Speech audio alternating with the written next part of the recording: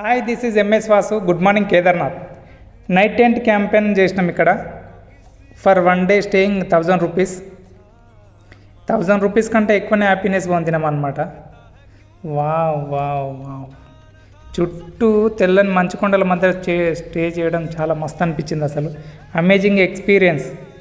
తెల్లని మంచు కొండల మధ్యలో ఈ టెంట్లో స్టే చేస్తుంటే ఉంది మామ, మస్తు అనిపించింది అసలు. లాస్ట్ టైం ఫ్లడ్స్ వచ్చింది ఇదే ఏరియాలో, చాలామంది కొట్టుకుంది ఇక్కడ ఇదే ప్లేస్ నుండి.